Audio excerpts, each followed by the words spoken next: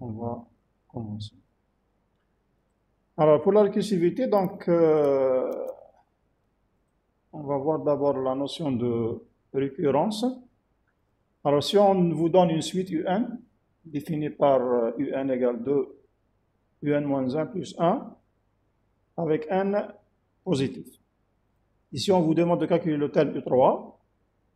Donc, qu'est-ce qu'on va faire? Je vais remplacer le n par 3. Donc, d'après la relation de récurrence, je vais avoir U3 égale 2 fois U2 plus 1. Et donc, on voit que je n'ai pas le U2. Donc, je suis obligé de calculer le U2. Le U2 va se calculer de la même manière parce que j'ai la même formule. Donc, en utilisant la même relation, je vais avoir U2 qui est égal à 2 fois U1 plus 1. Là aussi, le calcul de U2, donc il nécessite le calcul de U1. Il est donné aussi par la même formule. Donc, je vais avoir U1 égale 2 fois U0 plus 1. Là, donc, il me manque aussi le U0. On nous a dit que le 1 est positif pour appliquer la formule, donc je ne peux pas appliquer, donc c'est généralement le U0 il est donné. Bon, je l'ai caché au départ pour ne pas avoir une autre méthode de calcul. Donc enfin, on arrive à U0 qui est donné. Bon, généralement, vous avez vu ça en terminale, les suites, on vous donne toujours le premier terme, deuxième terme, et on vous donne une relation de récurrence qui définit les différents termes pour une valeur de 1 donnée ou là pour une valeur de 1 supérieure à une valeur donnée. Donc, pour trouver la valeur de U3, on va faire un retour en arrière maintenant. Parce qu'on est arrivé à U0, U0, U1, U2, pour arriver à U3. Et à chaque retour, bien sûr, chaque pas en arrière, on va faire des substitutions. Donc là, par exemple, U1, après avoir calculé le U1, donc je le remplace dans le U2. J'obtiens le U2, je le remplace dans U3. Et j'arrive à U3. Donc, si je reviens à la formule, U3 donc, est égal à 2 fois U2 plus 1. Je passe au calcul de U2 est égal à 2 fois U1 plus 1. Je passe au calcul de U1, c'est 2 fois U0 plus 1. Le U0 est donné. Maintenant, on va faire un retour arrière pour calculer le U1, un retour arrière pour calculer le U2, et enfin un retour arrière pour calculer le U3 qui est égal à 15. Alors, après avoir fait ce calcul-là et ce retour, on a pu trouver le U3. C'est ce qu'on appelle un calcul récursif. Alors, tout calcul récursif, il passe par deux étapes, par deux phases, ce qu'on appelle la descente et la remontée. Donc, pour faire n'importe quel calcul, je vais descendre jusqu'à une certaine valeur donnée, et ensuite je vais remonter par des substitutions jusqu'à ce que j'arrive au problème de départ. Donc ça, c'est ce qu'on appelle un calcul récursif. Maintenant, si je définis une fonction f par f de n égale à un, la même suite, mais je la transforme en fonction, chose que vous avez déjà vue en terminale aussi, parce qu'on vous demande de démontrer est-ce que la suite est décroissante ou décroissante, on la définit par rapport à une fonction. Vous étudiez la fonction, et à partir de la fonction, vous pouvez déduire les variations de la suite U1. Donc là, je donne une fonction f1 égale à U1. Donc, f1 serait égal à 2 fois f de n moins 1 plus 1. Dans ce cas, le calcul de E3, donc il revient à calculer f de 3, f de 2, f de 1 et f de 0. Ce qui donne, donc, f de 3, si je remplace, est égal à 2 fois f de 2 plus 1. Le f de 2 est égal à 2 fois f de 1 plus 1. Le f de 1, c'est 2 fois f0 plus 1. Le f0, il est donné. Ensuite, je remonte pour arriver au 15. Alors, le calcul de la valeur de f au point 3, on a vu qu'il fait appel à la même fonction au point 2, 1 et 0. Alors, si f est défini de cette manière-là, on parle d'une fonction récursive. On dit que la fonction f elle est récursive. Pourquoi? Parce que pour calculer la valeur de f à n'importe quel point de données, 1, 0, donc on fait appel à la même fonction à différents points. Et donc elle fait le calcul d'une manière récursive. C'est pour ça qu'on dit que la fonction f elle est récursive. Alors, à partir de ces exemples-là, on prend quelques définitions. Donc, on appelle en informatique une action paramétrée, donc fonction ou bien procédure. Une action paramétrée récursive, c'est une action paramétrée P, fonction ou bien procédure. Elle est dite récursive si son exécution provoque un ou plusieurs appels à la même action P. Ces appels sont dits récursifs. Nous, on a vu qu'on pouvait développer des fonctions ou bien des procédures. Donc, vous écrivez fonction, le nom de la fonction, les paramètres, et vous avez un code. Si, à l'intérieur du corps de la fonction ou bien de la procédure, on fait appel à la même fonction, on dit que cette fonction-là, elle est récursive. Qu'est-ce qu'on appelle un algorithme récursif? Un algorithme récursif, c'est un algorithme qui a une ou plusieurs actions paramétrées récursives. Si dans un algorithme, je déclare au moins une fonction ou bien une procédure récursive, donc qui fait appel à elle-même, on parle d'algorithme récursif. La programmation récursive, c'est quoi? Donc la programmation récursive, c'est une technique de programmation. C'est pour ça que j'ai dit sur le cours d'introduction au départ que la récursivité, on revient à l'algorithmique, on revient à la technique de programmation, bien technique d'écriture des algorithmes. Donc la programmation récursive, c'est quoi? C'est une technique de programmation. Le rôle de c'est quoi? C'est de remplacer les actions itératives, donc les boucles, donc pour répéter, par des appels de fonctions. Au lieu d'écrire des boucles, je le remplace par l'écriture de fonctions récursives. Donc, elle consiste, le principe de la programmation récursive, c'est quoi? Donc, elle consiste à décomposer un problème en sous-problèmes de même nature, mais de taille plus réduite. Donc, la programmation récursive, le principe c'est quoi? C'est de décomposer un problème donné qu'on veut résoudre en sous-problèmes qui ont la même nature que le problème initial, sauf que sa taille, elle est réduite.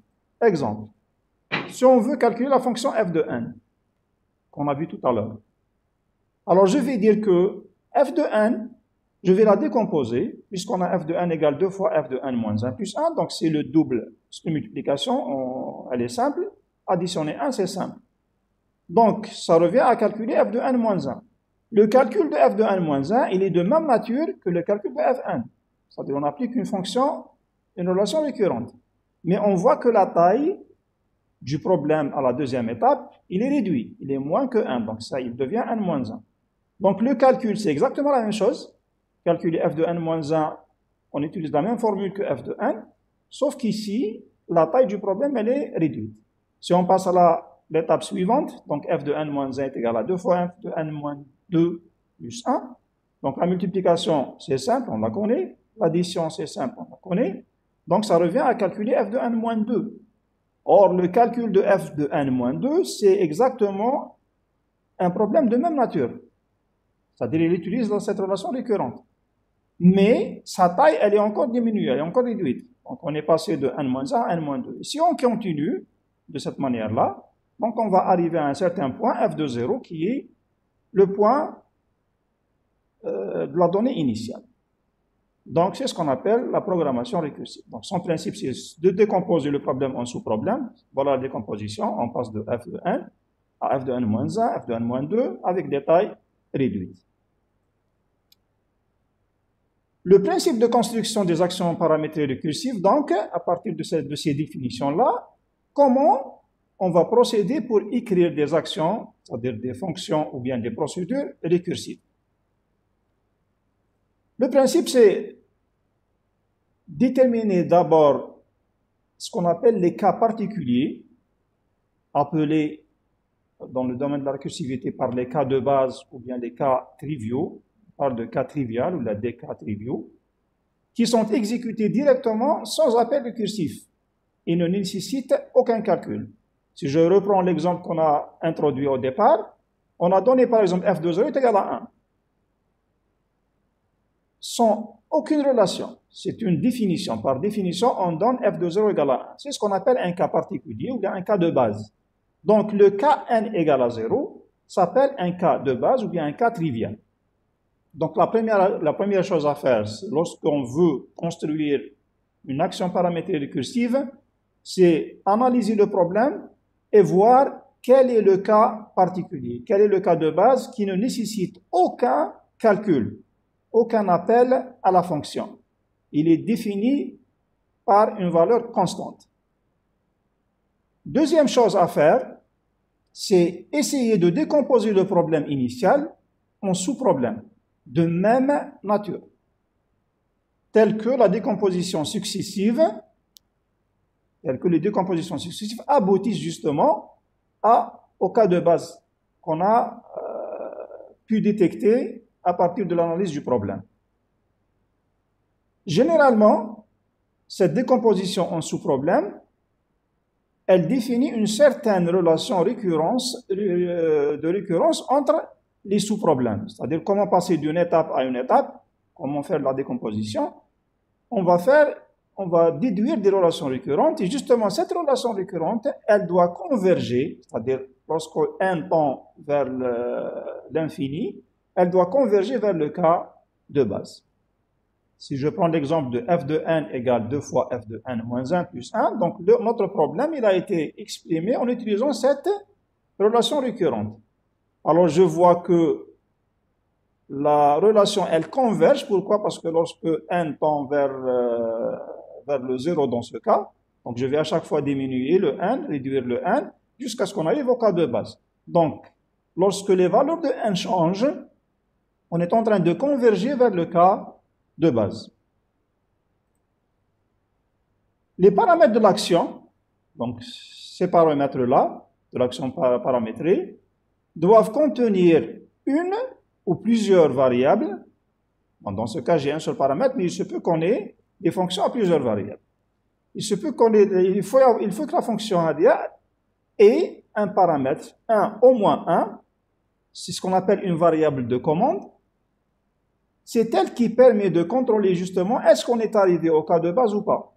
Généralement, la condition qui définit le cas de base, c'est elle-même la variable de commande. Et donc, je vais dire que lorsque j'arrive à ce point, lorsque j'arrive à cette condition, lorsque j'arrive à cette valeur-là, j'arrête les appels récursifs. Pourquoi? Parce que la valeur de la fonction, elle est définie par une constante. Elle n'a besoin d'aucun calcul, d'aucun traitement pour trouver la valeur. Donc, si on reprend l'exemple qu'on a donné pour l'introduction, je vais dire si le n est différent de 0, alors appelez la procédure ou bien la fonction f avec un changement de paramètre avec un f de n-1. C'est ce qu'on avait fait. Le départ, c'était f de n. Après, c'était f de n-1.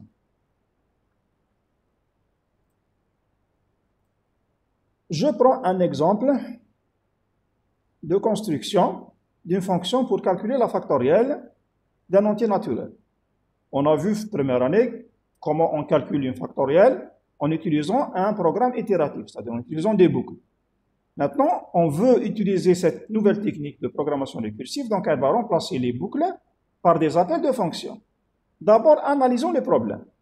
Le problème de la factorielle, c'est quoi? Il est défini par 0 factoriel est égal à 1, et le n factoriel, c'est le produit consécutif jusqu'à ce qu'on arrive à la valeur de 1. Ça, c'est une définition mathématique de la factorielle, donc rien à discuter sur ça.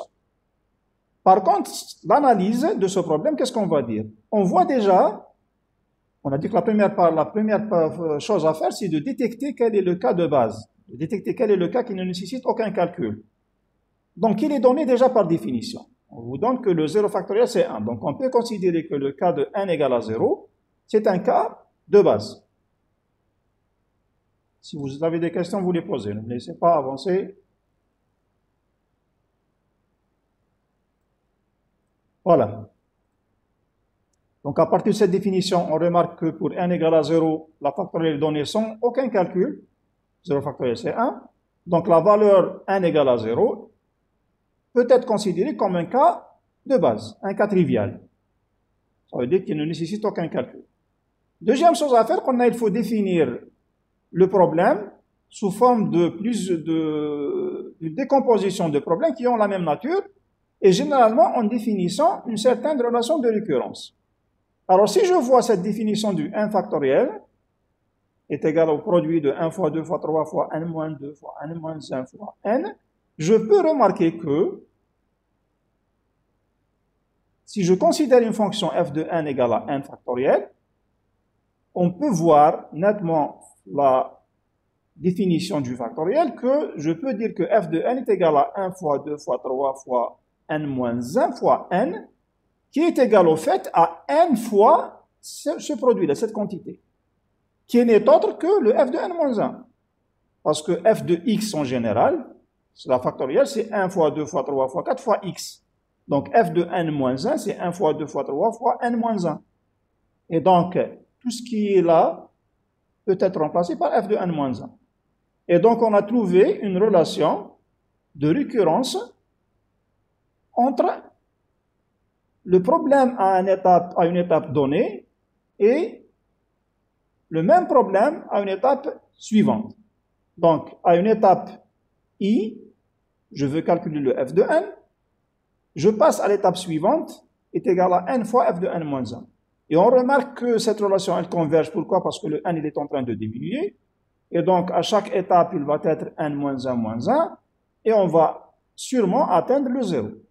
Et donc, on a pu trouver déjà le cas de base. On a trouvé la relation récurrente entre les différents sous-problèmes de même nature avec une taille qui se réduit à chaque étape. Il nous reste maintenant de trouver la condition d'arrêt ou la variable de commande qui va dire que attendez, classe, ne faites plus n'appliquez plus cette relation-là, donc ne faites plus de récurrence. Le cas, il est donné par définition. On voit nettement, donc dans ce cas, que la variable n est égale à 0 ou bien différentes valeurs positives ici. Elle peut jouer le rôle de la variable de commande. Donc, le n devient nul. Il est donc considéré comme une variable de commande. Enfin, nous pouvons écrire notre première fonction récursive d'une manière algorithmique ou bien informatique et non pas mathématique. Donc, je vais dire, comme toutes les fonctions qu'on a vues, le mot-clé fonction, le nom de la fonction, le paramètre de la fonction et son type. Donc, c'est une fonction, je l'appelle factorielle. N, c'est un entier, elle est de type entier. Donc, voilà le cas de base, ou bien la variable de commande. Si n est égal à 0, alors factoriel le soit 0. C'est un cas de base ne nécessitant aucun calcul. C'est une simple affectation. Sinon, si le n n'est pas nul, donc je vais faire appel à la relation récurrente qu'on a faite. Donc, je vais dire que la factorielle, elle est égale à n fois... Monsieur, Oui. monsieur, si n égale à 0 factoriel, ماشي يكون 1. 1, pardon, oui. Oui. C'est une erreur de frappe. C'est 1. Alors, je corrige directement. Ici, c'est 1. Bien. Voilà. Si n est différent de 0, donc, factoriel, c'est n fois factoriel de n moins 1. Donc, je passe au problème de même nature, mais avec une taille réduite. On va voir après comment ça s'exécute du point de vue informatique. Mais vous voyez, maintenant, il n'y a plus de boucle. Je n'ai pas utilisé une boucle et c'est justement la technique de programmation récursive. La boucle est remplacée par un simple test du cas de base. Donc, si n égale à 0, la factorielle, c'est 1. Sinon, la factorielle, c'est n fois la factorielle de n moins 1. Or, c'est un appel à une fonction. Donc, qu'est-ce qu'il va faire? Il va réaccéder à la fonction, mais avec n moins 1. Donc, si je dis par exemple la factorielle de 5, 5 est différent de 0, et donc, continue. Bien sûr, on a la deuxième syntaxe. Ceux qui se sont habitués à écrire le retourner, donc on a la même chose, c'est retourner 1. C'est pas 0. Monsieur, donc la complicité, c'est 1. Qui vache? La complicité. Oui. Complexité. 1. Si c'était 1, mais là, on aurait gagné. Non, c'est pas 1. C'est pas 1. Parce que si tu fais, par exemple, factoriel de 5, qu'est-ce qu'on va faire? 5 est égal à 0, non. Donc, factoriel est égal à 5 fois factoriel de 4. Et on n'arrête pas là. عاود ادخل factoriel de 4. 4 égale à 0, non. Donc, factoriel égale 4 fois factoriel de 3. Et ainsi de suite. Donc, tu vas faire n appels à la même fonction. C'est vrai qu'à chaque appel, on a des opérations O de 1. Mais O de 1 avec n appels, ça devient O de n. Bon, on va voir comment calculer la complexité des actions récursives à la fin. Mais sachez que ce n'est pas O de 1, parce que vous avez justement un appel récursif. Et c'est ça qui remplace la boucle. Au lieu de faire tant que ou les répéter, je vais juste faire factoriel avec un paramètre réduit. Mais le fait d'appeler la fonction avec un paramètre réduit, ça veut dire que je vais faire un deuxième accès à la fonction, un troisième accès, un quatrième, jusqu'à ce que j'arrive au cas de base, justement. C'est la deuxième version, c'est la deuxième syntaxe qui utilise le retourné. Alors, les types de récursivité, donc on a plusieurs types de récursivité. On a ce qu'on appelle le premier type de la récursivité, c'est ce qu'on appelle la récursivité terminale. La récursivité est dite terminale, ou bien ce qu'on appelle aussi l'étape de aussi la récursivité à droite. Alors, si l'appel récursif dans la fonction est la dernière action, dans le corps à la procédure qui m'a par exemple, voilà la fonction, on a l'appel de la fonction, est-ce qu'il est la dernière action dans le corps? Je vais analyser quand même, est-ce que c'est la dernière? Non, bon, apparemment c'est la dernière, mais il y a une autre condition qu'on va voir. Et bon, si l'appel récursif c'est la dernière action dans la fonction ou dans la procédure, et il est isolé. Isolé, ça veut dire ne fait pas partie d'une expression. Donc, il faisait partie d'une expression. S'il ne fait pas partie d'une expression et c'est la dernière action, dans ce cas, on parle de récursivité terminale.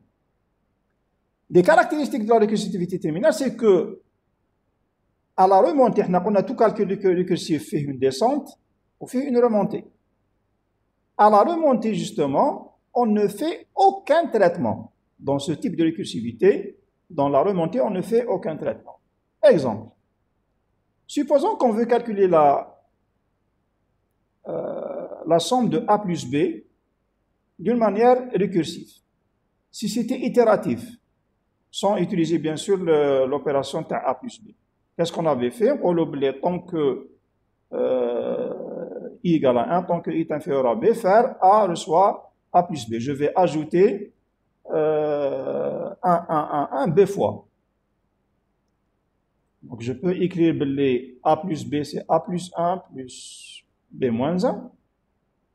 Si je veux exprimer d'une manière récursive, mais bon, il faut avoir en tête les pratiquement, je dis bien pratiquement, à 99,99%, toute procédure itérative peut être transformée en procédure récursive, mais pas l'inverse, on va le voir à la fin du cours. Donc, si je définis les A plus B est égal à A plus 1 plus B moins 1, c'est correct. Et donc, si j'appelle ça A' et j'appelle ça B', j'obtiens A plus B est égal à A' plus B', qui est un problème de même nature. C'est la somme de A plus B. C'est juste le A qui a changé et le B qui a changé avec une taille réduite de 1. C'est clair? Donc, on a commencé avec A plus B, on a fait une petite transformation.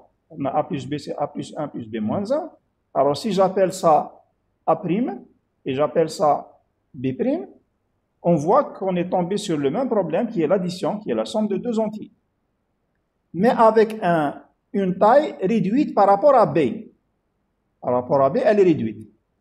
Donc, A plus B, je le réécris A' plus 1 plus B' moins 1. La même chose, je vais appeler ça A seconde et ça B seconde. Donc, j'obtiens le même problème, qui est la somme de deux entiers, avec une taille encore réduite par rapport à B. Elle est réduite de 2. Quand est-ce qu'on va s'arrêter? Alors, le B va être à chaque fois moins 1, moins 1, moins 1. À un certain moment, il va arriver à 0. Et lorsque j'arrive à 0, je vais m'arrêter. Donc, je peux dire que le cas B égale à 0, je le considère comme étant un cas de base. Donc, on a décomposé notre problème en sous-problème de taille réduite. des problèmes de même nature qui sont la somme des entiers.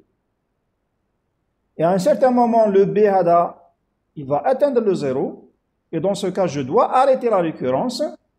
Et donc, je peux appeler le cas B égale à 0 comme cas de base. Et donc, la variable B, non pas A, parce que c'est le B qui est en train de se décrémenter, j'appelle la variable B comme étant une variable de commande. Donc, c'est le B qui va commander l'appel récursif ou bien la récurrence pour calculer cette somme. Alors, si je veux écrire la fonction récursive qui reflète ce qu'on vient de voir, donc je vais l'appeler somme A, B. Elle a deux paramètres de type entier. Elle est de type entier.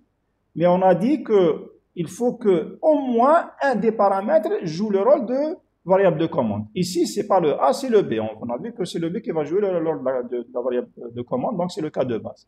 Je vais dire donc si B égale à 0, si B égale à 0, alors la somme c'est A. C'est un cas de base qui ne nécessite aucun calcul. Sinon, la somme, c'est quoi? C'est la somme, le même problème, A s'incrémente et B se décrémente. Donc je vais faire un changement au niveau des paramètres. Somme égale somme de A plus 1, B moins 1. Et donc je fais appel à la même fonction, mais avec des paramètres différents de A et B. Le A, je ne vais pas le tester. Ce qui m'intéresse, moi, c'est le cas de base TAI, il est en relation avec la variable B, avec le paramètre B.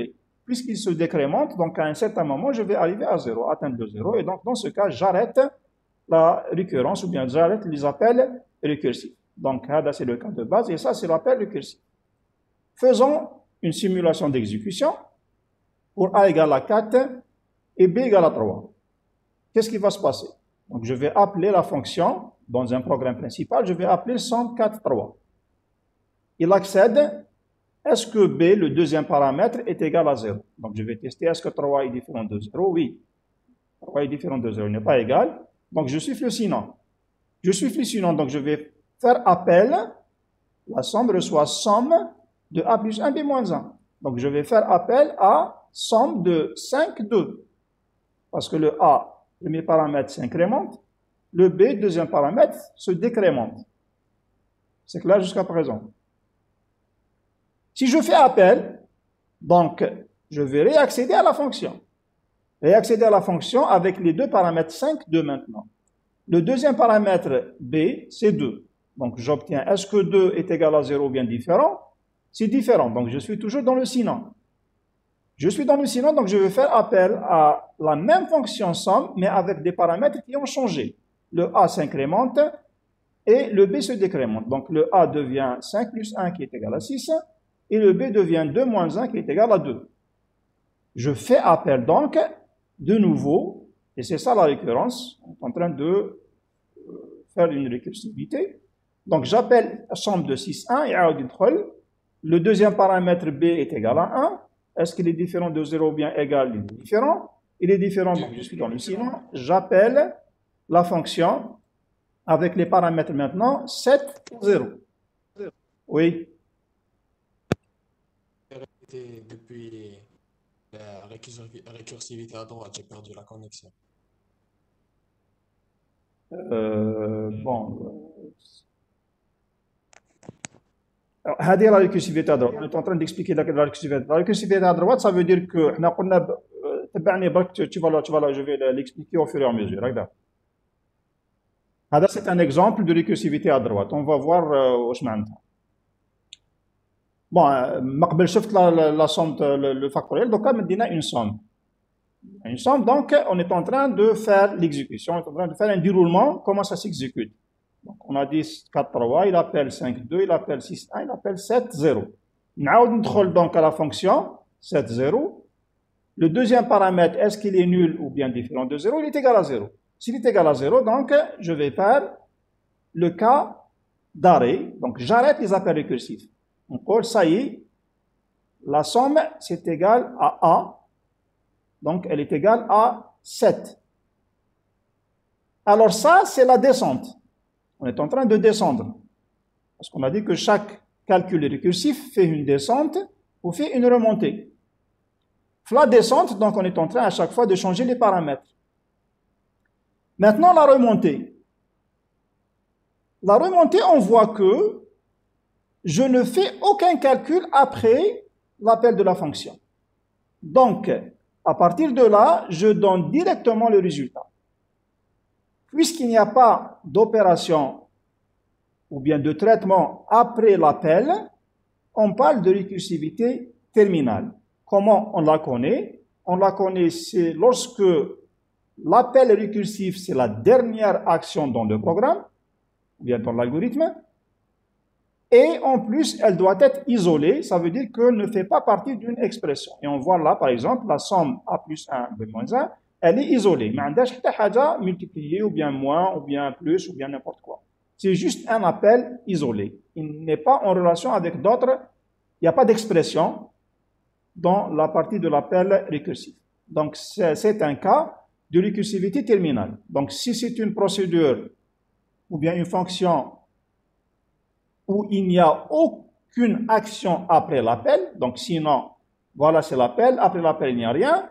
En plus, il n'y a pas de relation, bien d'expression qui fait intervenir la fonction somme, et donc c'est un appel récursif terminal. Alors, dans l'appel récursif terminal, la descente, on fait des changements de paramètres. La remontée, donc, on ne fait rien. On donne directement le résultat obtenu au premier appelant, qui était la somme de 4, 3. C'est bon? C'est ce qu'on appelle des niveaux de récurrence.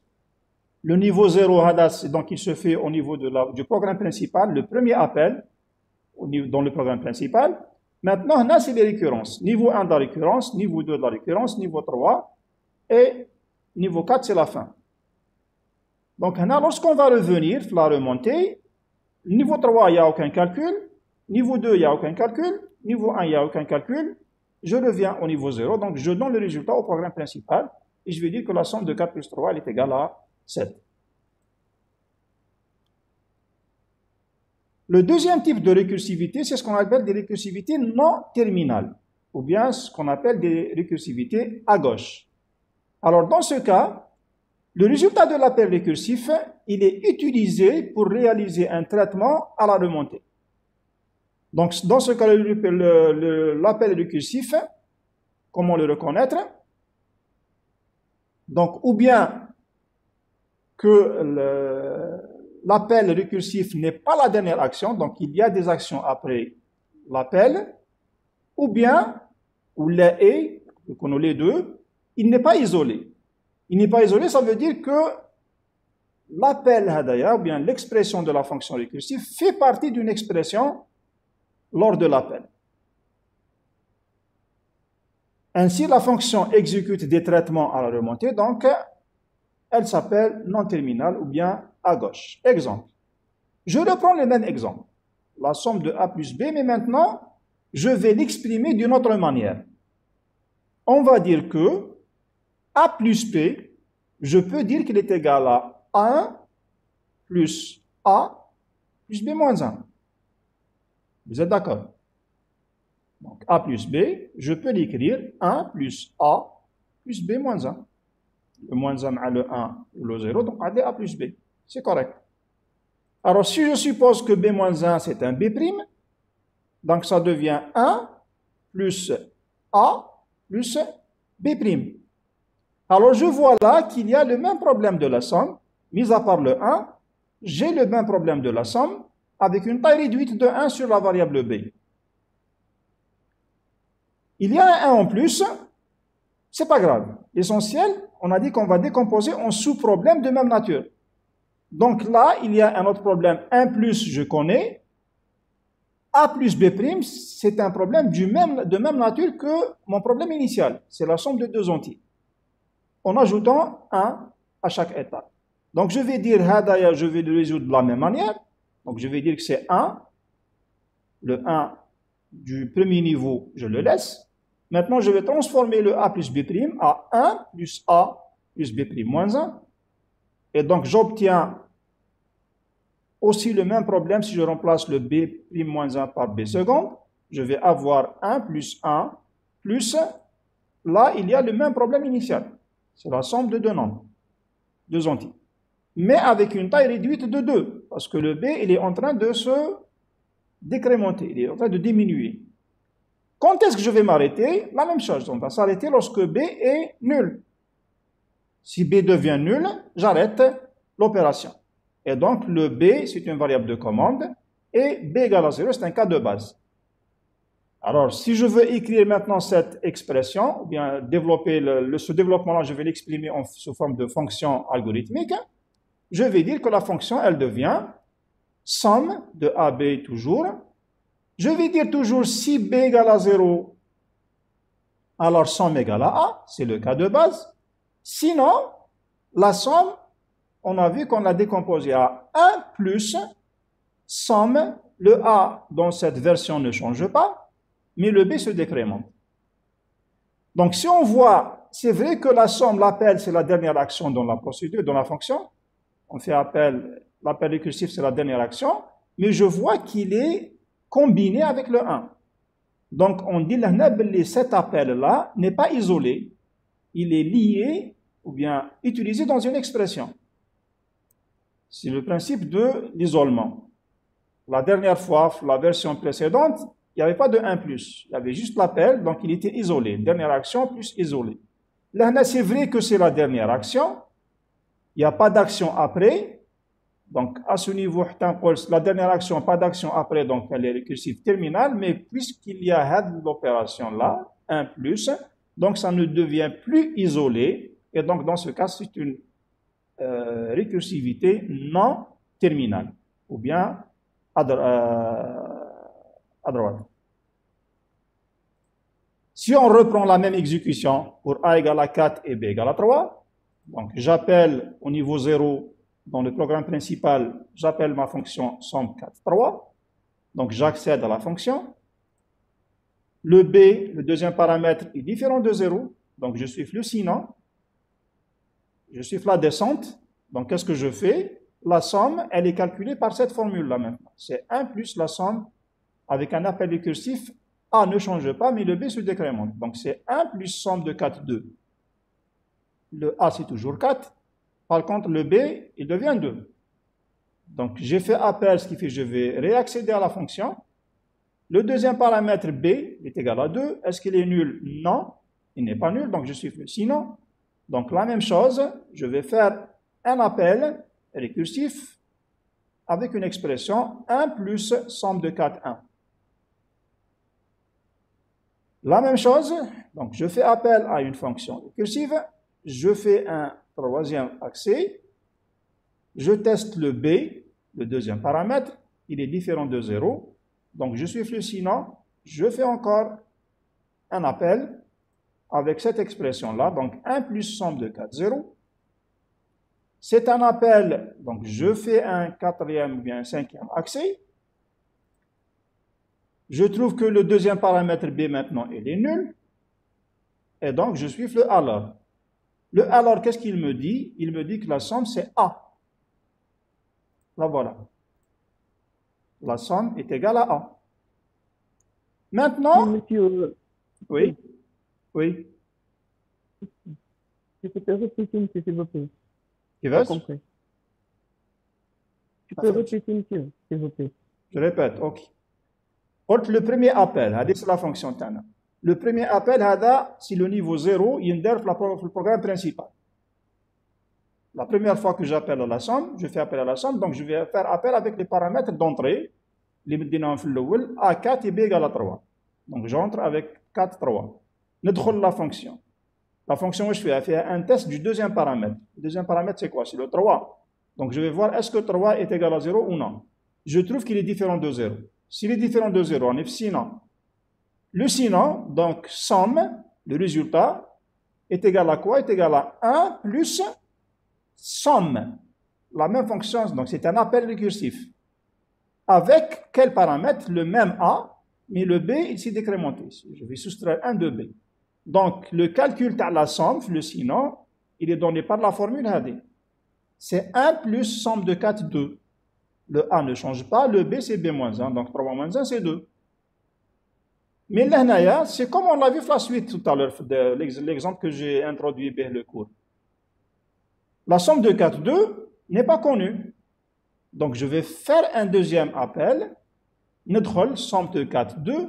Le 4, 2, qu'est-ce qu'il va dire? Il va tester le deuxième paramètre, qui est le 2. Est-ce qu'il est nul? Non. Je siffle sinon. Et la formule de calcul, c'est 1 plus somme de 4b-1. Donc, 4, je le garde. A, je le garde. Le B, c'est b-1. Donc, c'est 2-1. C'est 1 plus somme de 4, 1. Somme de 4, 1, il est toujours inconnu. Donc, je fais un troisième accès. L'accès à la fonction, qu'est-ce qu'elle fait? Elle teste toujours le deuxième paramètre. Le deuxième paramètre, dans ce cas, c'est 1. Est-ce qu'il est nul? Non. Donc, je siffle sinon. Donc, la valeur, c'est quoi? C'est 1 plus la somme de A, toujours, avec B-1. Somme de 4, 0, je ne le connais pas. Donc, on trouve la fonction. Qu'est-ce qu'elle fait? Elle fait le test. Deuxième paramètre, 0, il est égal à 0. Alors, dans ce cas, la classe, ça y est, je sais, c'est un cas de base, c'est un cas trivial qui ne demande aucun appel récursif. Il y a la somme, c'est A. Il y a la somme, c'est A. Le A, c'est 4. Donc, le niveau HADA, on a la réponse qui dit que la somme est égale à 4. Ça, c'est la descente. Donc, on est descendu de 4, 3. On a abouti au paramètre 4, 0, cas de base, j'arrête avec la somme est égale à 4. On a maintenant la remontée. La remontée, HADA, celui qui a fait appel, c'est la somme de 4, 0 qui a fait appel à ça. Donc, il va rendre le résultat laid. Donc, il dit, voilà ton résultat. Je te remets ce que j'ai trouvé. J'ai trouvé 4. Cet appel-là, somme de 4, 0, il a 4. Le 1, la personne qui était là ne voit pas le 1. Elle a vu juste que c'est monsieur X qui l'a appelé. Alors, calculez-moi, somme de 4, 0. D'après ma procédure ou bien ma fonction, cette somme-là, elle est égale à 4. Donc, celui-là, il renvoie le résultat à l'appelant.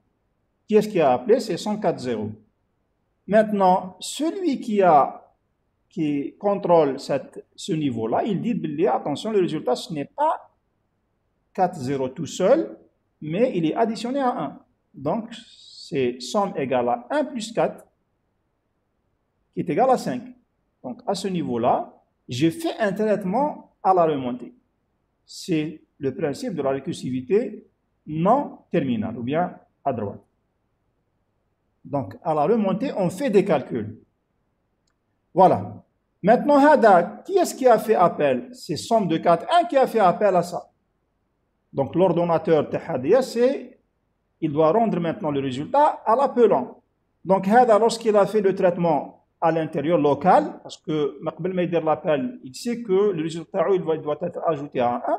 Donc, il a ajouté 1 au résultat, ça devient 5. Maintenant, il est prêt, il met le produit à l'appelant. Il dit, voilà, je te renvoie ce que j'ai trouvé. Il dit, j'ai trouvé 5. Hada, qu'est-ce qu'il fait? Donc, le résultat de cet appel, somme 4, 1, est égal à 5. Il va rajouter 1 à son niveau. Donc, il dit, la somme à mon niveau, c'est 1 plus 5 qui est égal à 6. Maintenant, je suis prêt à rendre le produit à celui qui m'a appelé. D, c'est le somme 4, 2 qui a appelé à ce niveau-là. Le résultat TAC, le voilà. C'est 6. Celui qui est à ce niveau-là, il dit bien, le résultat de monsieur X, c'est égal à 6. Donc, moi, qu'est-ce que je fais? Je vais ajouter 1. Si j'ajoute 1, donc, c'est 1 plus 6, ça me donne le 7. Ce 7-là, le somme 4, 2, qui est-ce qu'il a appelé? C'est somme 4, 3 qui a appelé.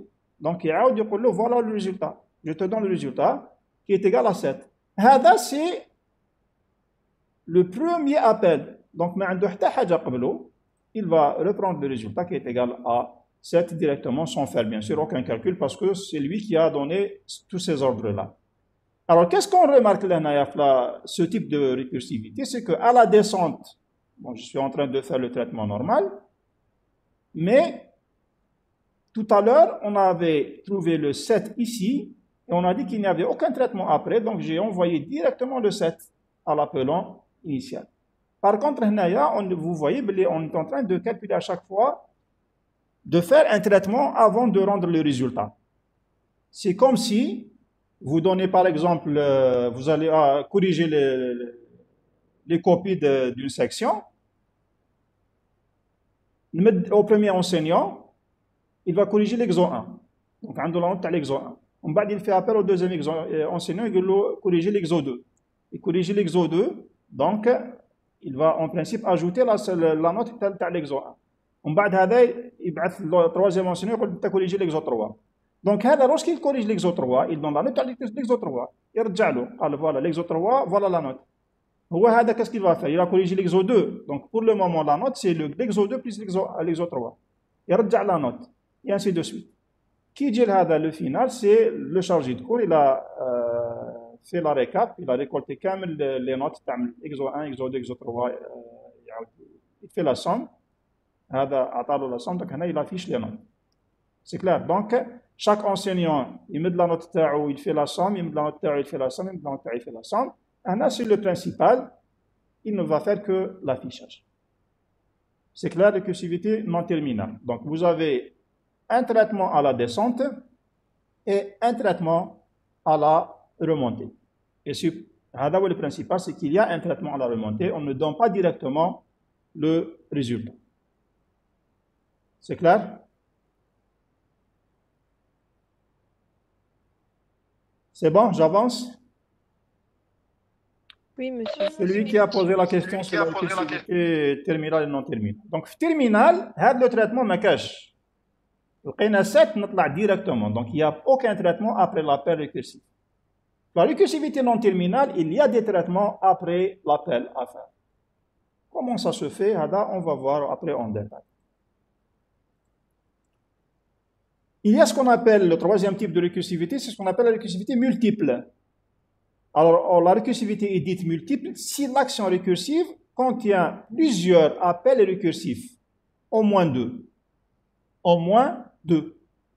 S'il y a un seul, donc c'est une récursivité simple. Elle est terminale ou bien non terminale, mais elle est simple.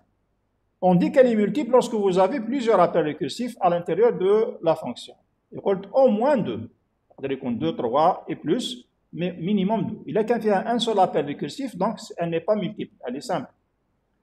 Alors typiquement, donc on a deux appels, généralement pas plus de deux appels, mais on peut avoir plus, bien sûr. Et bien sûr, puisqu'elle est multiple, elle est automatiquement non terminale. Parce que si je fais le premier appel, le deuxième appel, généralement, je dis bien généralement, elle n'est pas terminale, elle est non terminale. Je donne un exemple. Par exemple, on colle une procédure affiche. Bon, ça n'a aucun effet, c'est juste un exemple d'ailleurs. Affiche, je lui donne n et i, c'est des entiers. Le cas de base TOC, il va s'arrêter lorsque i atteint la valeur n. Donc, si i est inférieur ou égal à n, qu'est-ce que je fais? Écrire le i. Je fais l'appel récursif, le premier appel, affiche i, n, avec i plus 1. Juste après, donc elle est non terminale, donc il y a une action après l'appel, ce n'est pas la dernière action, donc écrire point virgule. Je fais un deuxième appel, n, i plus 1 toujours, et je fais une action après aussi. Donc c'est une récursivité non terminale parce que l'appel récursif n'est pas la dernière action dans la procédure, ou bien la fonction. Elle est multiple, pourquoi? Parce que j'ai deux appels. Vous voyez, un premier appel et deuxième appel. Alors, vous voyez là aussi que je n'ai pas de sinon. Ça veut dire que le cas de base, je ne fais rien. Et c'est possible. Je n'ai pas un traitement à faire. Ce n'est pas obligatoire de faire un traitement sur le cas de base. L'essentiel, le cas de base, ça veut dire que je vais arrêter les appels récursifs. C'est-à-dire le principe ou bien le rôle du cas de base. Je peux avoir des traitements à faire pour le cas de base, sinon, comme je peux ne pas avoir un traitement dans le cas de base. Mais, mis à part, c'est-à-dire si le cas de base n'est pas atteint, je fais des appels récursifs. Bon, si vous exécutez cette petite procédure, elle va vous donner cet affichage-là. Pour les paramètres 3.1, on va avoir cette liste d'affichage. Vous pouvez la programmer et on va voir après comment j'obtiens cet affichage-là. Donc, troisième type de récursivité, c'est la récursivité multiple. C'est simple, lorsque vous avez plusieurs appels, au moins deux, premier appel, deuxième appel, c'est une Donc, procédure récursive multiple. C'est bon. Maintenant, comment on a obtenu Hadaya? L'essentiel, si vous la programmez, vous l'exécutez pour les deux paramètres 3 1, vous allez obtenir ça. Comment? On va voir après. On a ce qu'on appelle aussi le quatrième type, la récursivité imbriquée.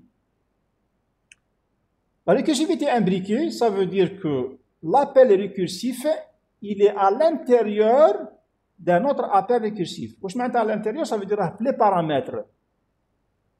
L'appel, il est intégré les paramètres d'appel de la récursif, de la fonction récursive.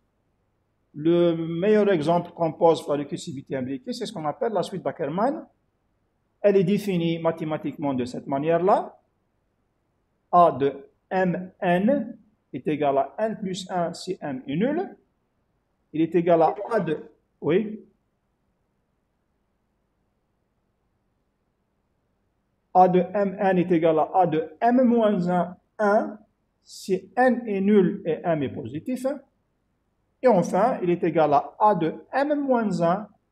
Et vous voyez là, je fais appel à la fonction à A de Mn moins 1 dans les autres cas. Si je programme la fonction d'Ackermann, je vais obtenir ça. Si m est nul, donc Ackermann est égal à 1 plus 1, n plus 1. Sinon, si n est nul, alors Ackermann reçoit Ackermann de m-1, 1. Sinon, Ackermann reçoit Ackermann de m-1, et vous voyez là, on a l'appel imbriqué. Ackermann de mn-1. Quel est le rôle de cette fonction? Pratiquement, on l'a proposé pour faire des démonstrations mathématiques pures, c'est-à-dire théoriques, à les récursivités, primitives ou non primitives. Donc, point de vue pratique, elle n'a pratiquement aucun effet, c'est-à-dire on n'a pas de problème qui utilise la suite d'Ackermann. Par contre, elle est utilisée pour faire des évaluations de performance des processeurs. Pourquoi? Parce que si vous voyez par exemple, on a donc un appel imbriqué, il est à l'intérieur, Maqbel qu'on a multiple, c'était des appels séparés. L'appel, il est à l'intérieur de l'appel. C'est pour ça qu'on dit il est imbriqué. Si je fais l'appel d'Ackermann 2, 3, vous voyez donc des valeurs très petites. Ackermann de 2, 3, le résultat c'est 9. Alors imaginez que pour calculer Ackermann de 3, on fait 44 appels récursifs. Ça veut dire que quitte drôle, il fait appel. Après 44 appels récursifs pour aboutir à A de 2, 3, qui sont des valeurs très simples. Et donc, si je veux évaluer les performances d'un processeur donné, je programme cette fonction, on chauffe quel est le compilateur le plus rapide ou la machine la plus rapide qui va me donner le résultat de cette suite-là, parce que pour des petites valeurs, on voit que la complexité, elle est exponentielle. Ça veut dire que pour de petites valeurs de n et m, j'ai déjà 44 appels pour 2 et 3. Alors, si je vous donne un autre exemple, A de 3, 5, vous voyez que je passe d'un pabre, c'est plus 1, plus 2. Le résultat TAO, il est 253, Ackermann de ce paramètre-là. Alors, je vais aboutir à ce résultat après 42 438 appels récursifs. Donc, vous imaginez le temps qu'on va perdre pour le calcul de cette valeur-là. Alors, la suite d'Ackermann, c'est un très bon exemple pour évaluer les performances. Si vous voulez évaluer la performance entre plusieurs machines, ou plusieurs compilateurs, le programmer en C, le programmer en Pascal, le programmer en Java, je lance l'appel dans le même environnement que je de complexité. Donc, on va voir quel est le temps de réponse.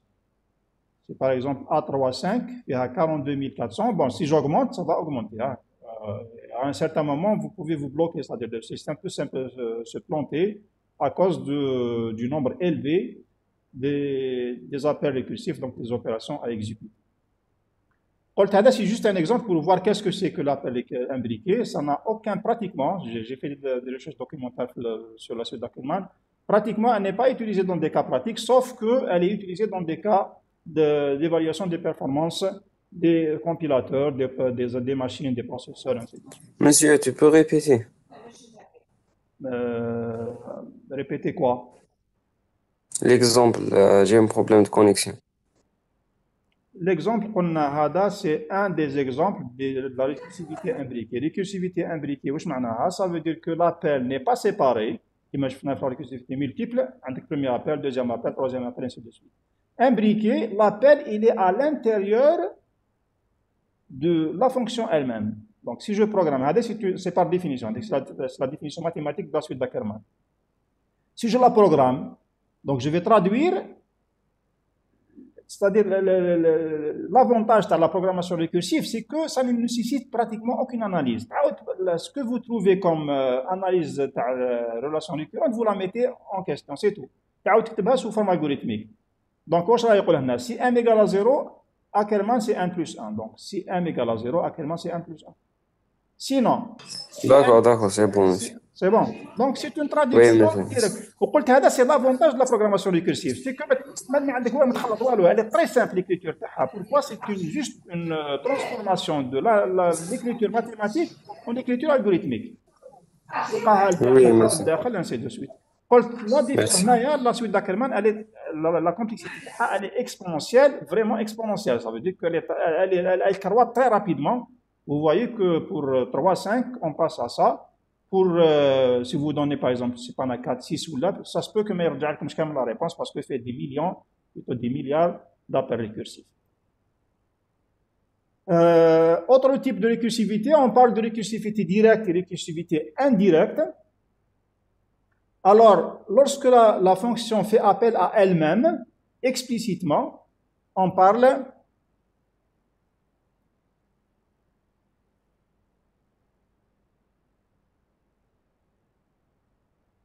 c'est qui ça?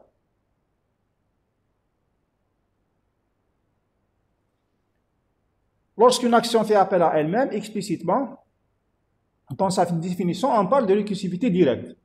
Comme par exemple la fonction factorielle à l'appel factoriel plusieurs fois, donc c'est une récursivité directe. Ou là, ce qu'on appelle aussi récursivité simple. Par contre, si une action A fait appel à une action B, qui elle-même fait appel à l'action A. Donc A, elle appelle B, et B appelle A. Alors dans ce cas, on parle de récursivité indirecte. Elle est appelée aussi récursivité croisée. Généralement, en informatique, on parle de récursivité croisée, ou bien de récursivité mutuelle. C'est clair. Donc, mutuelle, il est utilisé plutôt en mathématiques, ils parlent de récursivité mutuelle. En informatique, on parle beaucoup plus de récursivité croisée ou là de récursivité indirecte, mais qui ont le même sens. Ça veut dire que A fait appel à B, B fait appel à A, ou là, je peux avoir A fait appel à B, B fait appel à C, C fait appel à A. Donc, l'essentiel, c'est que l'appel est indirect. La référence, il est indirecte. Exemple. Prenons une fonction paire qui va vérifier est-ce qu'un entier donné est pair ou non. Il est pair ou bien impair. Donc, comment je vais les définir? Je vais dire si n est égal à 0, alors retournez vrai, ou là, pair reçoit vrai. Sinon, on peut le retourner impair de n-1. Donc, je fais appel à une autre fonction, impair, qui va vérifier, en quelque sorte, s'il n'est pas pair, il est impair. S'il n'est pas impair, il est pair. Donc, je vais programmer impair ici. Donc, c'est le P ne cache pas. Donc, il faut ajouter un P. Impair, si n égale à 0, alors retourner faux. Donc, il n'est pas impair. Sinon, faire appel à pair avec n-1. Donc, là, la fonction pair, elle fait appel à impair. Et la fonction impair, elle fait appel à pair.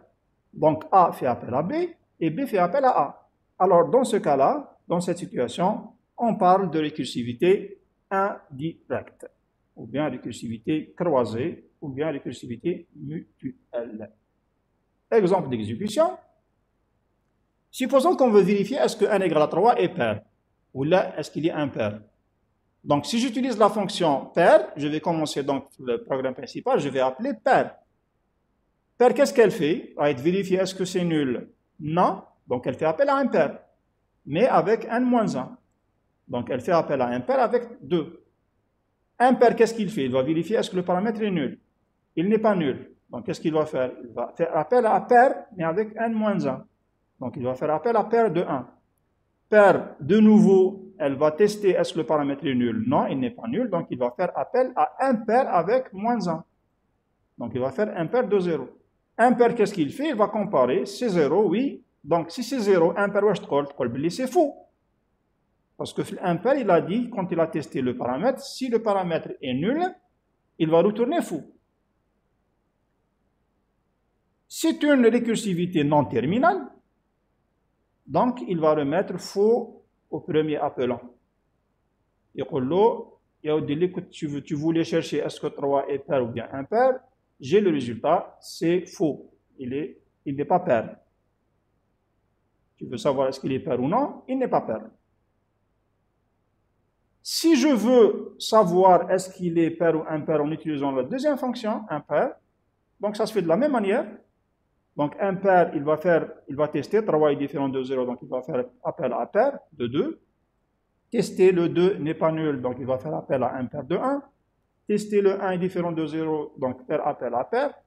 Tester le 0, oui, c'est OK. Ou pair washtkol, elle dit que si le n est nul, c'est vrai, il est pair. Donc maintenant, je vais renvoyer le résultat, puisque ce n'est pas terminal. Je ne fais aucun traitement après les appels. Donc, je lui renvoie le résultat et dire que, voilà, c'est vrai, le 3 est impair. C'est bon? Donc, c'est un cas d'exécution d'une récursivité mutuelle, ou bien ce qu'on appelle aussi croisée, ou bien indirecte. Bien, c'est tout ce qu'on a comme type de récursivité. Maintenant, on va voir le fonctionnement de la récursivité. Comment ça fonctionne? C'est-à-dire comment on va aboutir de tous les schémas qu'on a vus. Qu'est-ce qui se passe à l'intérieur de la machine? Comment ça fonctionne? Alors, vous savez bien qu'un programme, pour être exécuté, doit se charger en mémoire. Bon, on a défini un algorithme, un programme, c'est une suite d'actions ordonnées. Et lorsque vous demandez l'exécution d'un programme, il est chargé en mémoire. Et puisque c'est une suite d'instructions, donc chaque instruction, elle va occuper une adresse mémoire. Donc, chaque instruction, elle se trouve à une adresse donnée.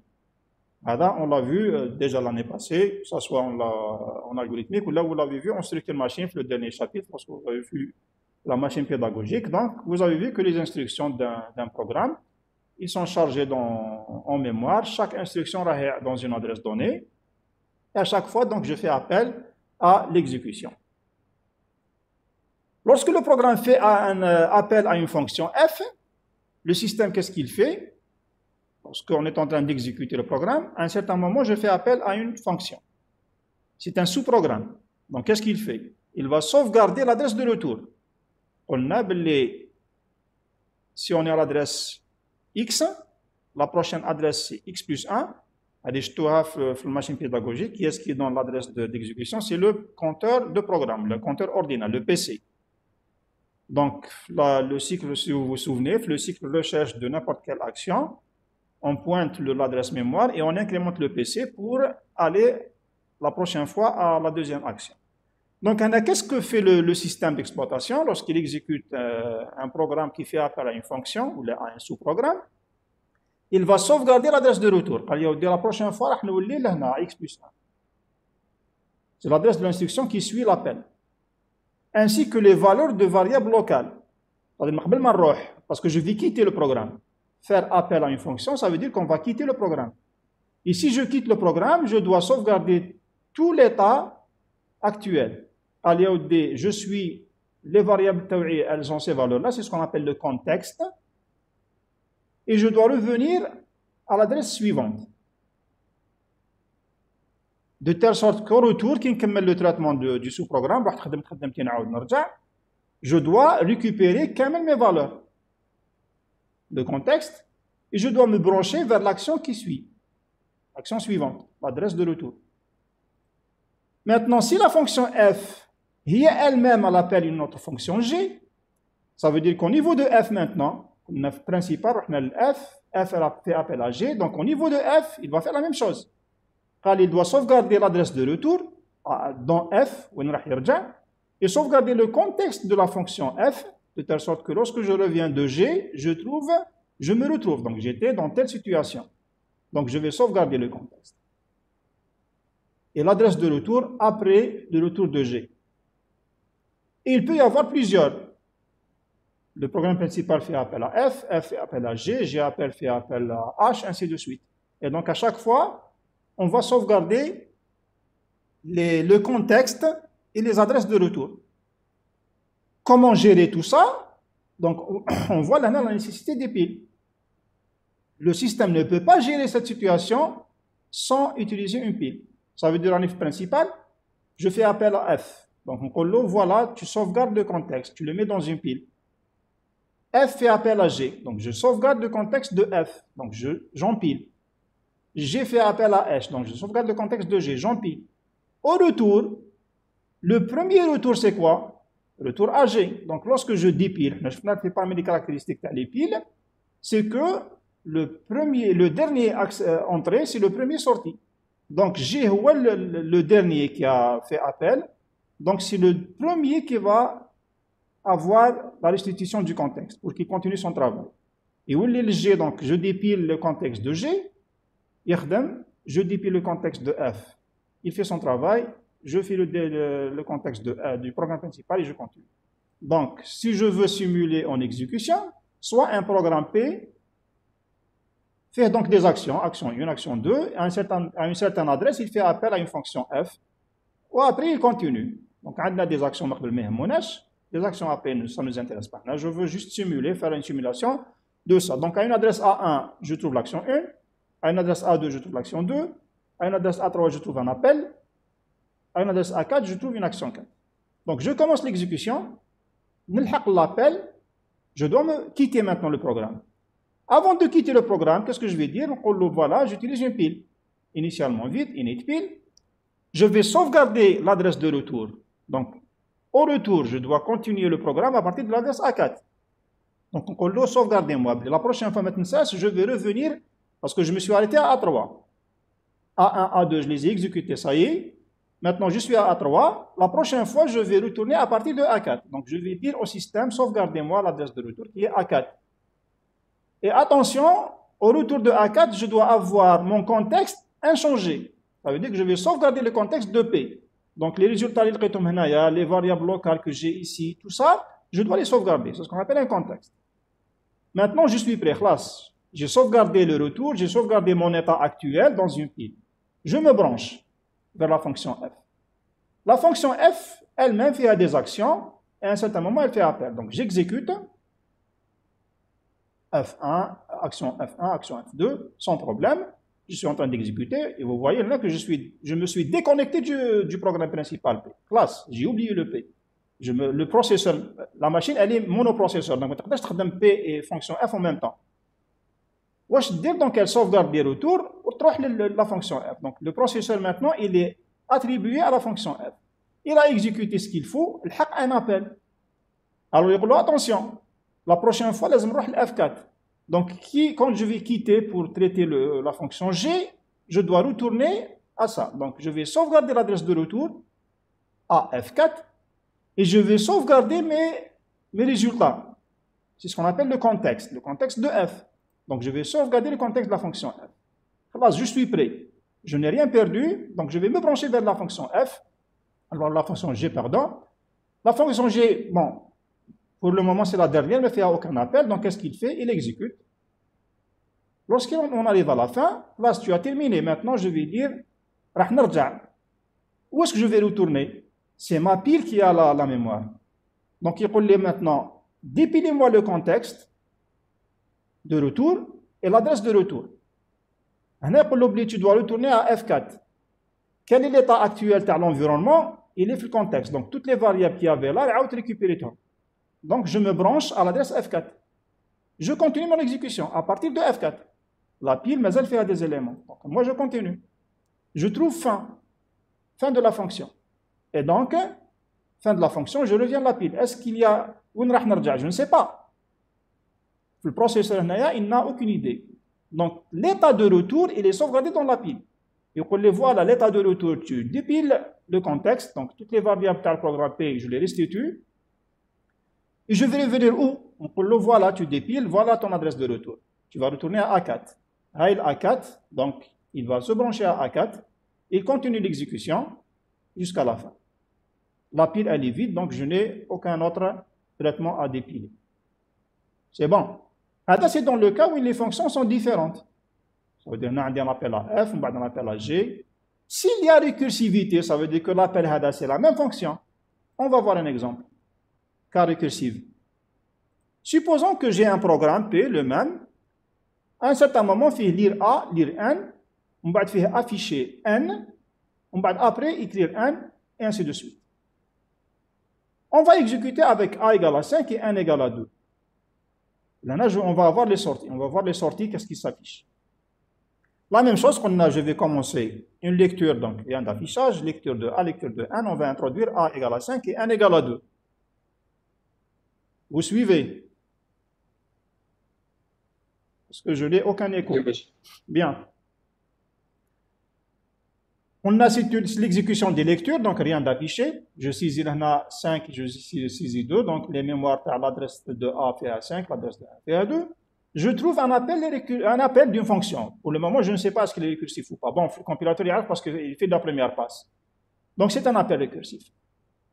Afficher N, qu'est-ce qu'il fait? Donc on a puisqu'il y a un branchement vers un sous-programme, il va sauvegarder le contexte et l'adresse de retour. Le retour TANA c'est quoi? C'est A4. Donc je vais dire la pile TAI, je dois revenir à A4 et je dois sauvegarder le contexte. Le contexte TANA dans ce cas c'est quoi? Supposons que les variables, on a A égale à 5 et N égale à 2. Voilà mon contexte. J'avais A qui est égal à 5 et N qui est égal à 2. Après, lorsque je reviens, je dois retrouver mes valeurs, je dois retrouver mon contexte, qui est A égale à 5 et N égale à 2. À l'adresse de retour, donc je vais continuer, je l'aurai exécuté, donc je reviens à A4. Le voilà. Donc là, puisque j'ai sauvegardé, je peux me brancher. Je me branche. Affiche. Affiche où je fais A, donc il y a un paramètre en entrée N, aucune variable locale, donc il utilise juste le paramètre. Qu'est-ce qu'il fait? Voilà qu'est-ce qu'il fait. À la première action, il va faire un test. Si N est positif ou nul, qu'est-ce qu'il fait? Il va écrire N. Ensuite, il affiche, il fait appel récursif, la même procédure, avec N-1. Et après, donc c'est une récursivité non terminale, parce que faire une action après l'appel, il va afficher le N, écrire N. C'est bon. Donc, il écrit N avant l'appel, il écrit N après l'appel. C'est bon. Il doit exécuter maintenant. N, quelle est sa valeur? On a fait l'appel avec 2. La dernière valeur, c'était 2. 2 est supérieur à 0, OK. Donc, il va exécuter l'action, écrire N. Donc, il affiche le 2. Qu'est-ce qu'il trouve? Il trouve un appel. S'il trouve un appel, donc je dois faire des sauvegardes de l'adresse de retour. Le retour TAI, c'est quoi? Attention, le retour, c'est pas A4. On est dans la procédure. Le retour, c'est là juste l'action après l'appel, qui est AF2. Le contexte TANA, c'est quoi? Les variables utilisées dans la procédure affiche, il n'y a que le N. Quelle est sa valeur? Quelle est sa valeur? 2. Bien.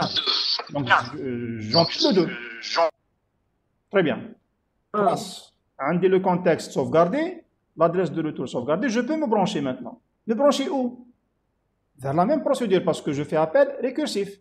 Donc, je vais retourner, mais avec quelle valeur? Avec N-1. N est égal à 2, donc je vais faire appel avec N égale à 1. C'est bon. Tout à l'heure, on s'est branché vers le G. Maintenant, le branchement se fait sur la même procédure parce qu'elle est récursive. On exécuter donc la procédure. Affiche, le N, écrire N. Quelle est la valeur de N? C'est 1. Il va afficher 1. Donc, cette écriture-là, écrire N, début Kamel, elle a écrit 2, donc elle écrit 1. Je trouve un autre appel. Un autre appel, donc je dois sauvegarder le contexte et l'adresse de retour. L'adresse de retour, c'est toujours AF2. Donc, je sauvegarde AF2. Le contexte maintenant, c'est quoi? Quelle est la valeur de 1? Bien. Bon. N est égal à 1. Donc, le contexte, la période Hadia, N égale à 1. Donc, qu'est-ce que je fais? J'appelle. J'appelle avec N-1. La valeur, c'était 1, donc N-1, c'est 0. Donc, on va exécuter. Il arrive à une action d'écriture. Il va afficher quoi? Qu'est-ce qu'il va afficher? Zéro. Bien. Non, il va afficher un. Ah, pardon, j'ai cru que c'est Supérieur. supérieur برك ما C'est شفتهاش supérieur ou باللي égal. supérieur Donc, égal. égal, Oui. bien. Donc, il va Pardon, afficher je 0. m'excuse. Oui, bien sûr, c'est normal. Je veux bien ces réflexes, mais je n'arrive pas qu'on me suit. Oui. Bon, j'affiche le 0. En bas, je trouve un appel. Si je trouve un appel, donc, nécessité de sauvegarder l'adresse de retour et le contexte. L'adresse de retour, c'est toujours AF2. Donc, je la sauvegarde. Le contexte, c'est quoi? Un est égal à zéro. Bien. Le contexte, dans ce cas, c'est 1 égal à 0. Donc, je suis prêt. J'ai sauvegardé le contexte, l'adresse de retour. Je fais appel à affiche. Dans ce cas, avec -1. Là, donc, je vais exécuter, mais le n n'est plus positif, il est négatif. Donc, à partir de là, n est négatif, je vais commencer le dépilement. Là, j'ai arrêté les appels récursifs. C'est la condition de base. Elle fait arrêt des appels récursifs. Et si j'arrête les appels récursifs, donc je vais maintenant retourner la remontée. Je vais exécuter la remontée de la procédure récursive. La remontée, donc, c'est le dépilement. À chaque dépilement, et je continue. Donc, qu'est-ce que je fais? Je vais dépiler le contexte. Donc, le contexte, donc, la seule variable effet, c'est 1 égale à 0. Je dépile l'adresse de retour. Donc, tu vas te brancher ici, à AF2. Et donc, je continue l'exécution. J'exécute. Qu'est-ce que je fais? Il y a une action d'écriture ici, écrire 1. C'est clair, à partir de l'adresse AF2. L'exécution me dit écrire 1 au bas de la fin. Donc, qu'est-ce que je vais afficher? 0. 0, oui. La valeur, c'est 0, donc j'affiche 0. Alors, la remontée, la pile vide. Donc, maintenant, qu'est-ce que je fais? Je dépile encore le contexte. Donc, et vous voulez le contexte, c'est 1. 1 égale à 1. Je veux revenir où? Et vous voyez l'intérêt de dépile maintenant. Vous voulez comme l'ordre de retour. Je ne fais que dépiler le sommet. Donc, je dépile le sommet, il me branche vers l'adresse F2. Je fais exécution. L'exécution à partir de F2, qu'est-ce qu'elle fait? Afficher 1. Qu'est-ce que j'affiche? 1. Bien. Le 1, parce que la contexte 1, c'est 1 égale à 1. La pile n'est pas encore vide, je continue. Dépiler le nouveau contexte, 1 égale à 2.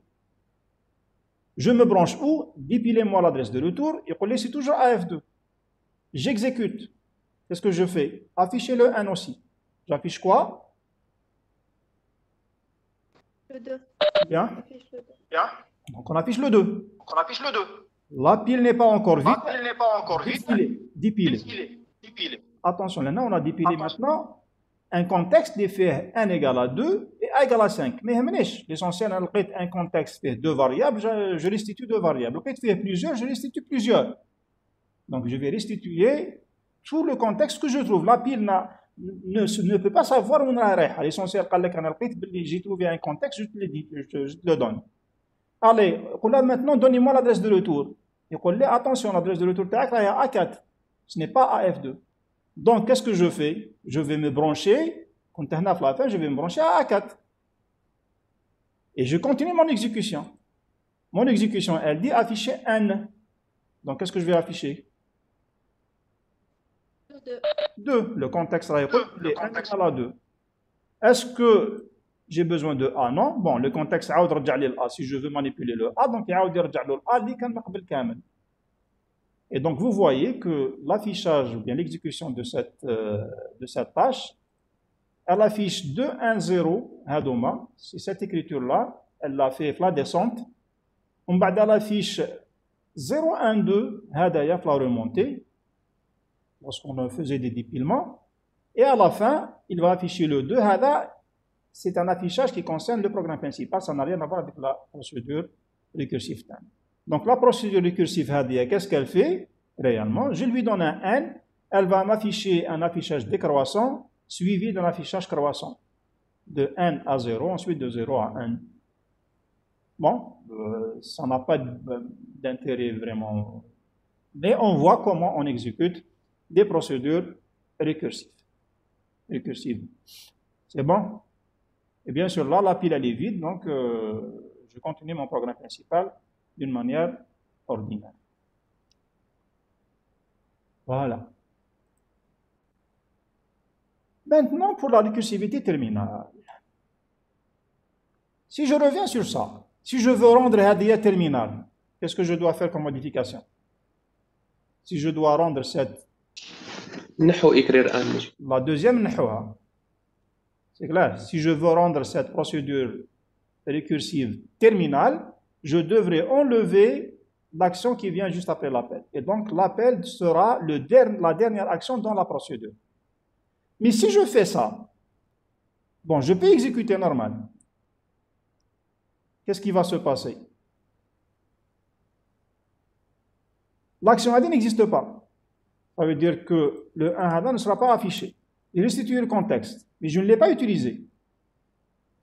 Donc, AD, il n'y a pas d'affichage. Je restitue le 1, mais je ne vais pas l'utiliser. Donc, le 1 AD ne va pas s'afficher. Je restitue la valeur. Je ne vais pas l'utiliser. Donc, cet affichage ne va pas exister. En bas, je restitue Hadoma 1 égale à 2, A égale à 5. C'est un contexte. Est-ce que c'est un contexte de F ou de P? De P, monsieur. De P. Ça n'a rien à voir avec la Ça veut dire que si c'était une procédure terminale, c'est-à-dire sans l'action Hadia, je n'aurais pas eu besoin de faire toutes ces sauvegardes-là dans la pile parce que finalement, je ne les ai pas utilisées. Je n'ai utilisé que le premier contexte. Ça veut dire que tout ce qui était Mahadoma, à partir de la phase, c'est-à-dire toutes ces sauvegardes-là, je n'aurais pas dû les empiler parce que je ne vais pas les utiliser. Et donc, quand le compilateur détecte qu'il y a un appel à une procédure terminale, un récursif terminal, vous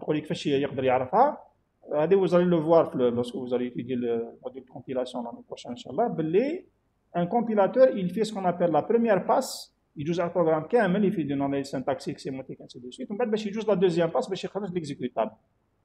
Et donc, il va savoir, lorsqu'il va faire la première passe, l'appel récursif il est terminal, donc il n'y a aucune action après. Et donc, il va dire, lorsque je vais commencer l'exécution, ce n'est pas la peine d'empiler parce que je n'ai. Donc, j'empile la première fois pour sauvegarder l'adresse de retour.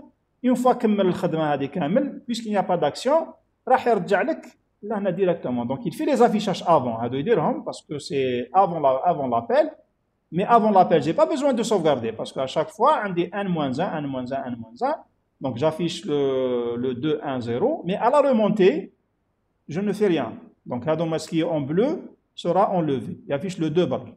Et donc, on va dire le fonctionnement de la récursivité terminale, dans le cas d'un appel récursif terminal, le compilateur réutilise le contexte d'exécution courant au lieu d'en employer un nouveau. Ça veut dire qu'il empile à F.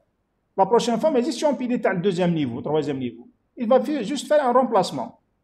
Il va remplacer le niveau 1 par le niveau 2, niveau 1, 2 par niveau 3, niveau 1, ainsi de suite. Donc, à un certain moment, il va empiler un seul enregistrement. Donc, il n'y a pas raison de conserver l'activation courante. Et donc, si je dis ça, ça veut dire que l'utilisation de la pile, il est considérablement réduit. Ça veut dire que le canard de la pile, au lieu de sauvegarder 1000, je sais, si je donne par exemple pour n égale à 10, je vais sauvegarder 10 fois le contexte pour rien. Donc, dans ce cas, je ne vais sauvegarder que 2. Le contexte à le programme principal et un contexte à la fonction f, puisqu'elle fait appel à elle-même d'une manière terminale. Donc à chaque fois, je remplace, mais je remplace le premier appel, deuxième appel, troisième appel, et ainsi de suite. Et donc j'obtiens de meilleures performances si j'utilise une récursivité terminale. Et donc un conseil, utilisez la récursivité terminale tant que c'est possible parce qu'elle occupe moins de mémoire. Elle consomme moins de mémoire, c'est-à-dire que la pile taha, elle va être très réduite. C'est bon?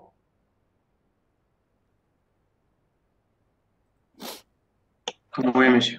Alors maintenant, quel est l'ordre d'exécution des actions, c'est-à-dire le déroulement? Parce que il est très important de le savoir, parce que lorsque vous allez écrire vos procédures récursives ou vos fonctions récursives, il faut savoir comment s'exécutent les actions, ben, je sais à quel moment j'utilise telle ou telle action. Donc, dans une fonction ou bien une procédure récursive, l'ordre d'exécution des actions dépend du schéma de la fonction ou de la procédure.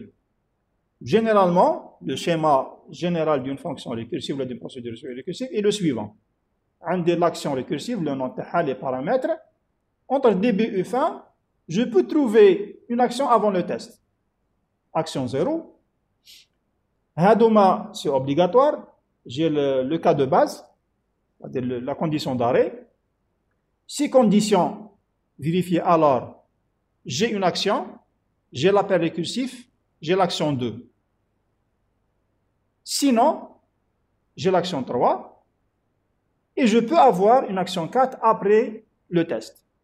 C'est vraiment global, ça veut dire que avec un appel bien sûr simple, une récursivité simple, mais ni multiple ni imbriquée, un seul appel, voilà ce que je peux avoir. Quand je dis action 0, ça peut être un bloc d'action, mais je maintiens une seule action. Je peux avoir bloc d'action 0, bloc d'action 1, bloc d'action 2, bloc d'action 3 et bloc d'action 4. Comme ça peut se réduire à une seule action. Alors, la descente, à chaque appel, je dis bien à chaque appel, qu'est-ce qu'on exécute? On exécute A0, A1, A0, A1, A0, A1. Pourquoi? Parce que lorsque vous faites l'appel récursif, il y a et quand il va entrer, il va retrouver l'action 0. Donc, il exécute A0, il exécute A1. Il a appel récursif, il revient. Donc, il faut mettre en tête, si vous mettez une action, elle sera exécutée à chaque appel. Hiya ou l'action avant l'appel. C'est clair? La descente, parce que l'exécution de la fonction récursive fait la descente, on bat le cas de base, on bat de la remontée. Toujours, l'ordre, c'est toujours ça. La descente, le cas de base, la remontée. La descente, donc, qu'est-ce qui s'exécute? Ni action 2, ni action 3, ni action 4. On dit la relation bien action 0 et action 1. Et action 0, elle s'exécute à chaque appel. En bas, je traite le cas de base, c'est-à-dire le sinon. Le sinon, qu'est-ce que je fais? Attention, le sinon, j'exécute l'action avant le test, j'exécute l'action qui se trouve le sinon, et j'exécute l'action qui se trouve après le fancy. Ces trois actions seront exécutées dans le cas du sinon. La remontée, c'est-à-dire une fois que la condition est vraie, j'exécute ça. Lorsqu'elle devient faux, lorsque la condition devient faux, j'exécute encore A0, on bat action 3, on bat action 4. On bat, je commence la remontée. La remontée, à chaque retour, donc à chaque dépilement, qu'est-ce que je fais? Je vais exécuter l'action qui se trouve après, ou le bloc d'action qui se trouve après l'appel, et j'exécute l'action 4. Donc, action 2 et action 4. Pourquoi? Parce que réellement, même si j'enlève l'action 2 et je trouve une action 4 après le fancy, ça veut dire que la récursivité, elle est non terminale. Parce qu'il y a la dernière action, n'est pas l'appel, mais c'est action 4. Alors, les actions à Douma, on peut avoir des actions qui ne sont pas, qui sont vides, donc qui n'existent pas. Il y a par exemple un programme, mais fiche l'action 0, il n'y a rien avant le test. Il y a un programme, il n'y a rien après le test. Il y a une action, mais fait le sinon. Il y a une fonction, mais fait l'action 2. Donc, elle est fait récursive terminale. Là, on donne le schéma général. Ça veut dire que la descente, vous exécutez avant le test et avant l'appel, d'une manière récursive. Le cas de base, donc, j'exécute ce qui est avant le test et le cas du sinon et ce qui est après le test. La remontée, j'exécute ce qui est après l'appel et ce qui est après le test. Maintenant, si une de ces actions-là est vide, donc elle n'existe pas, il suffit de l'enlever maintenant. Par exemple, mais un 10 A0. Il n'y a pas de A0. Le programme TAI, il donne directement 6 conditions. Alors, chaque fois que le A0, on a. Donc, la descente, je vais exécuter A1 barque. Le cas de base, je vais exécuter A3, action 4. La remontée, action 2, action 4.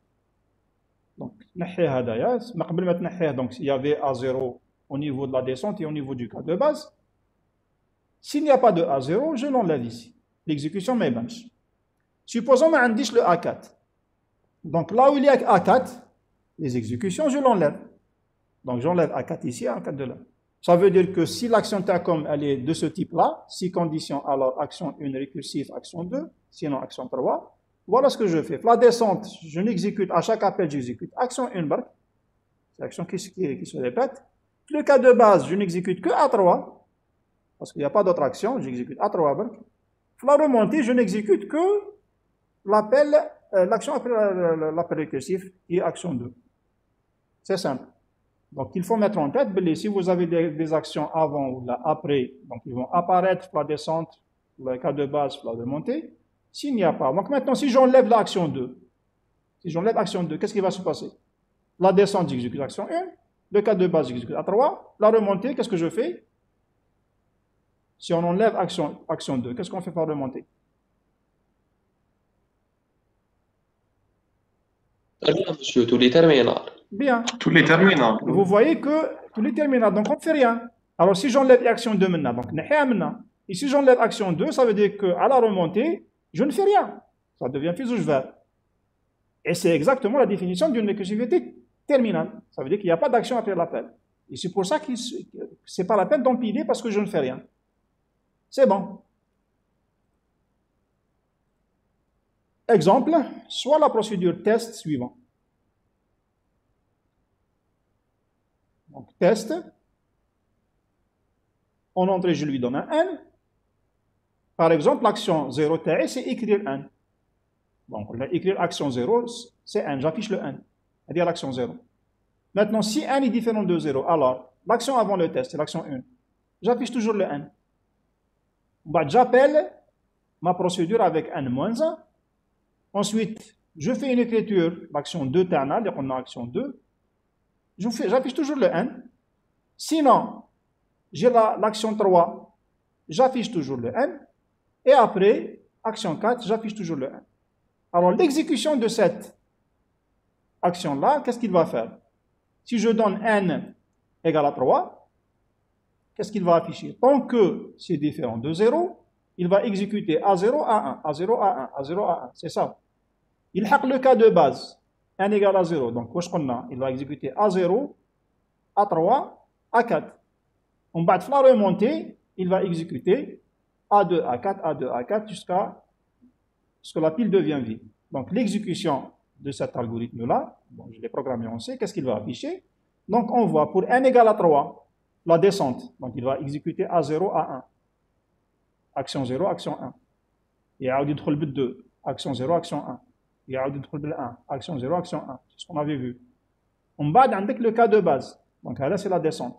On va dans le cas de base. Le cas de base, c'est n égale à 0. Donc, ce qu'on a, il va afficher action 0, action 3 et action 4. Donc, vous voyez là, A0, A3, A4 avec la valeur de base n égale à 0. On va dire la remontée, donc je commence à dépiler. J'avais empilé donc le 1, le 2, le 3. Donc, je dépile maintenant quoi? J'ai empilé le départ 3, on va dire empiler 2, on va dire empiler 1. Et donc maintenant, je vais dépiler la dernière valeur empilée, c'était le 1. Donc, le cas la remontée, qu'est-ce qu'on a dit pour la remontée? J'exécute A2, A4, A2, A4. Donc voilà, pour n égale à 1, la dernière valeur empilée, donc je dépile, j'exécute A2, A4. Pour le 2, j'exécute A2, A4. Pour le 3, j'exécute A2, A4. Donc c'est un exemple d'exécution d'une procédure qui a le schéma complet, qui a toutes les possibilités. Maintenant, si j'enlève l'action 0, 0 m'est affiché, c'est tout. Si j'enlève le A4, les A4 les ramènent, c'est tout. C'est bon? Je pense qu'on va arrêter les 13 heures. Si vous avez des questions. Est-ce que vous avez des questions? Sinon, on continue la prochaine fois. Donc, même c'est grand chose. On va voir après. Est-ce qu'il y a des questions jusqu'à présent?